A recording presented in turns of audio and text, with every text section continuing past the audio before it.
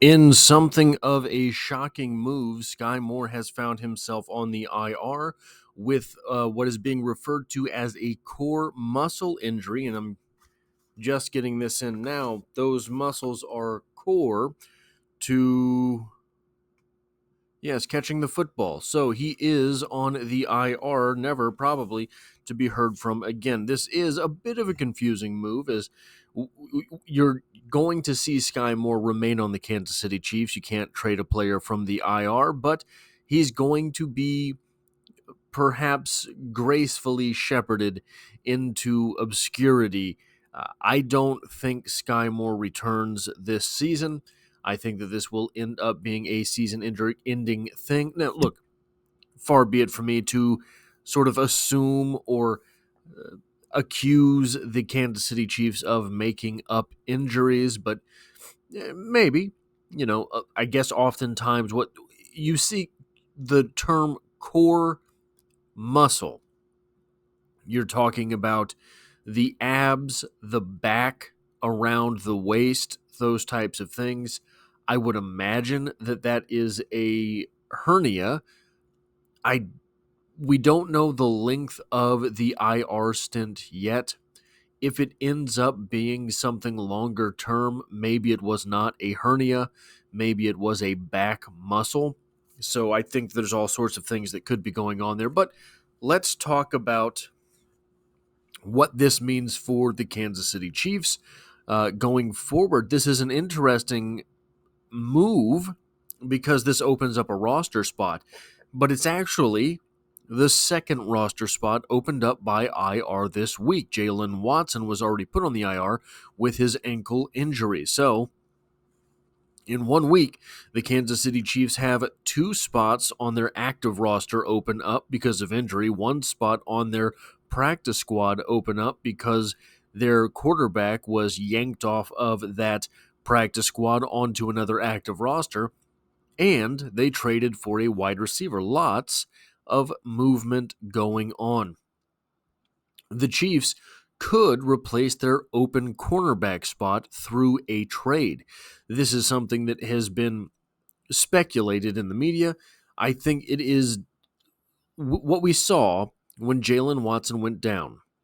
Immediately, Najee Johnson was targeted. And not just targeted. The opponents went for the jugular by targeting Najee Johnson downfield.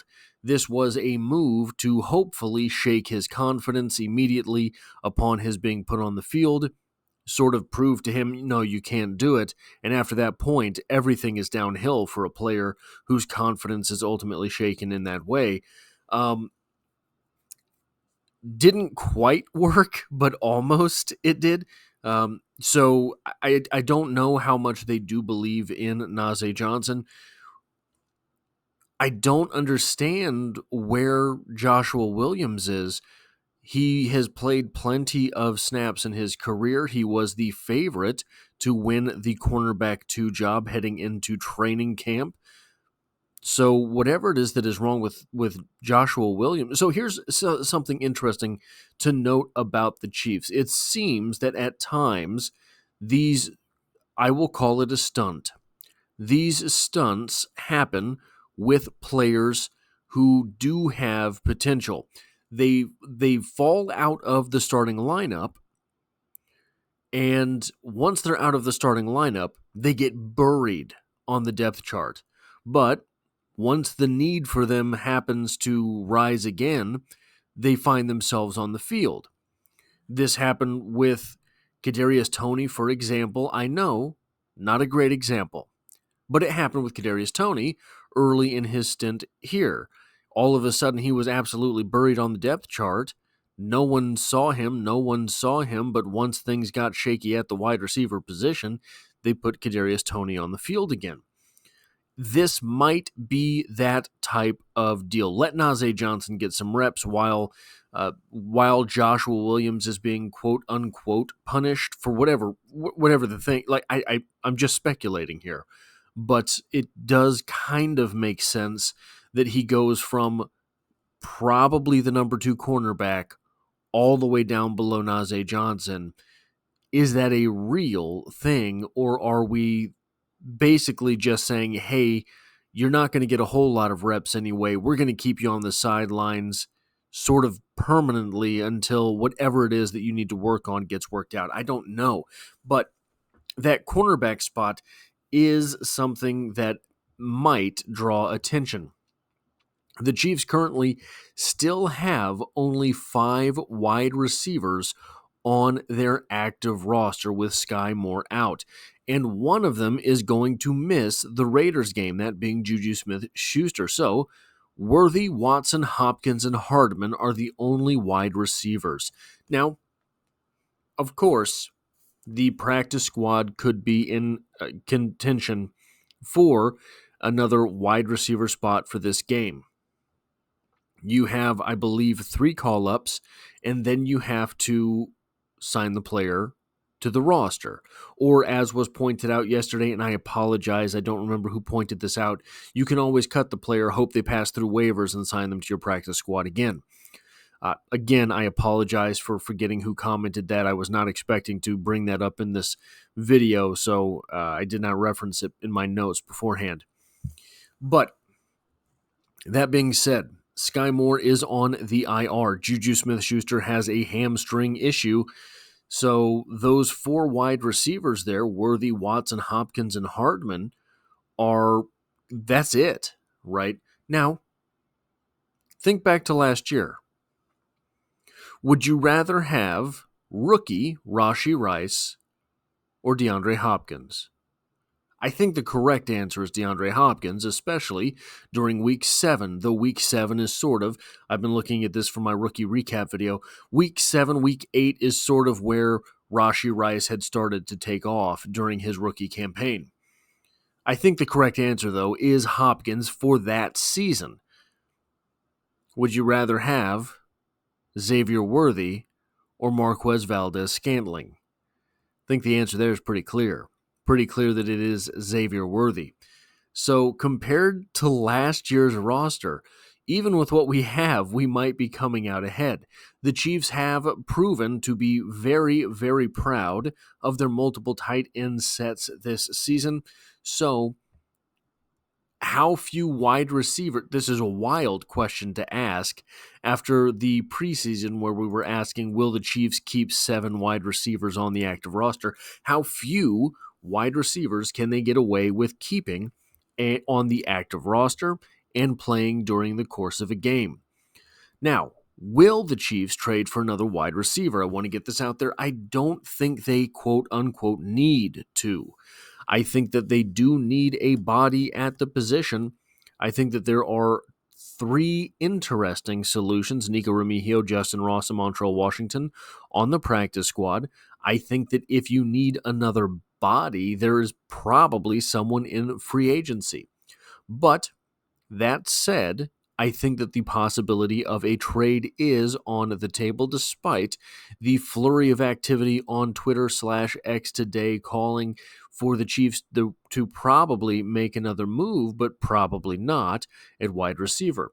There have been a flurry of trades, not just in the NFL, but in the NFL at the wide receiver position. That said, there are still a lot of bad teams.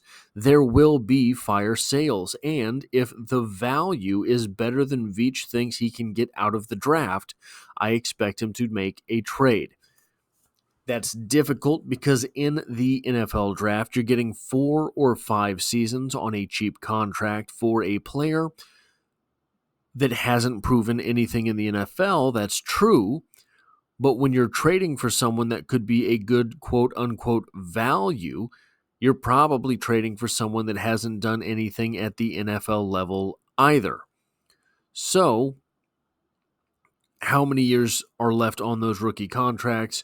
Are we talking about someone who will be a 1-year rental like DeAndre Hopkins likely will be, etc.? So, if there is another target of a trade, I'm not sure it will be a wide receiver. I talked about this last week before the DeAndre Hopkins trade went through. Brett Veach has proven that he keeps his draft profiles for a very long time. Brett Veach loves to pick up old names from the past.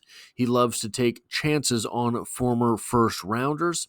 There are lots of insiders saying that the Chiefs are actively looking at other positions in order to make a trade. I'm not sure other positions is the best term. However, for what it is, I believe Brett Veach will be doing.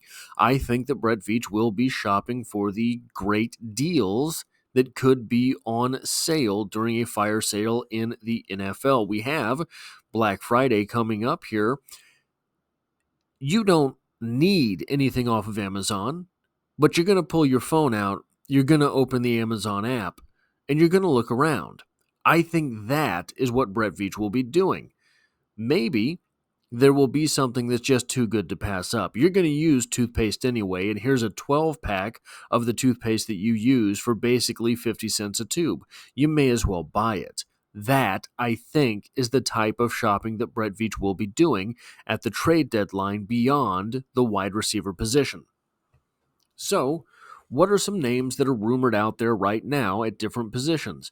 I'm going to start with a wide receiver, ironically, perhaps. Jalin Hyatt.